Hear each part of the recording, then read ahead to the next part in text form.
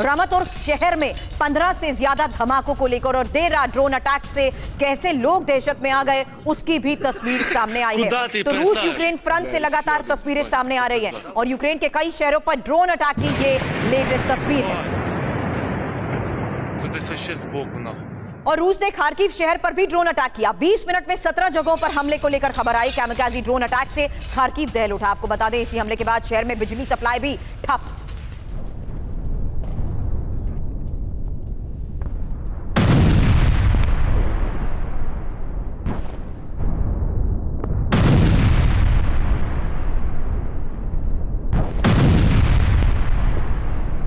Donetsk में रूस और यूक्रेन के बीच भीषण जंग। अगली तस्वीर यूक्रेनी सेना के लेपर्ड टैंक से हुए हमले की, जहां रूस की इन्फेंट्री को भारी नुकसान पहुंचाया गया और तोविस्ते और पिदुबने क्षेत्र में ही हमले को अंजाम दिया गया है। तो एक और ऐसा फ्रंट जहां पर हमलों को अंजाम दिया गया और ये यूक्रेनी सेना का लेपर्ड टैंक से हमला है। रूस की इन्फेंट्री को भारी नुकसान का दावा।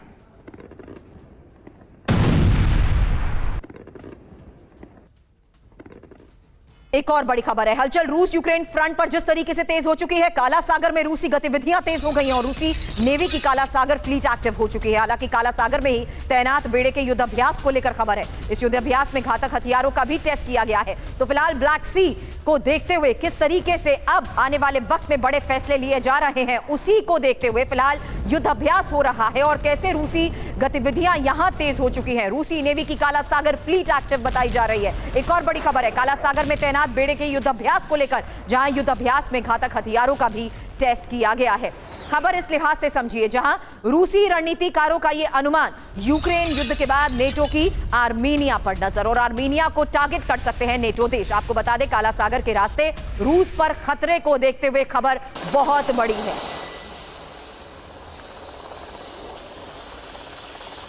तो ब्लैक सी को देखते हुए फिलहाल जिस तरीके से आर्मीनिया को टारगेट कर सकता है नेटो, रूसी रणनीतिकारों का यह एक बहुत बड़ा दावा। और इस बीच यूक्रेन युद्ध के बाद आर्मीनिया टारगेट पर। हालांकि काला सागर से रूस क्या जंग जीतेगा, एक बड़ा सवाल। काला सागर में रूस का अहम नौसैनिक बेड़ा है। सबसे ज्यादा युद्धपोत, पनडुब्बी और एयरक्राफ्ट की तैनाती की जा चुकी है। काला सागर के बेड़े की वजह से ही यूरोप पर दबाव बढ़ सकता है।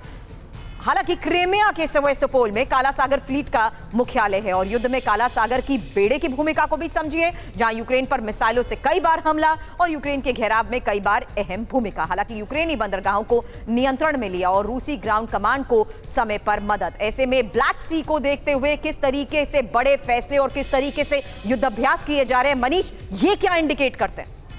देखिए, इसमें कोई दो राय नहीं है कि रूस के कम से कम नेवी वॉर में ब्लैक सी का अपना महत्व है। हालांकि रूस एक ऐसा मुल्क है जिसका ब्लैक सी के अलावा चाहे वो बाल्टिक सी हो, बेरेंट सी हो, आर्कटिक सी हो, हर जगह पर उसके फ्लीट हैं। वहाँ पर तमाम सबमरीन और उनके वॉरशिप मौजूद हैं।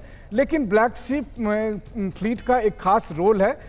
यूक्रेन की तरफ से लगातार वहाँ पर टारगेट किए जाते रहे। यूक्रेन रूस को काफ़ी नुकसान भी पहुँचा। वहाँ पर कई उनके बड़े वॉरशिप मस्कोवा, मार्कोव, ये सब डुबोए गए थे। लेकिन आज की तारीख में अगर आप देखें तो अभी भी रूस की कोशिश है कि ब्लैक सी पर पूर्णतः कंट्रोल उनका हो।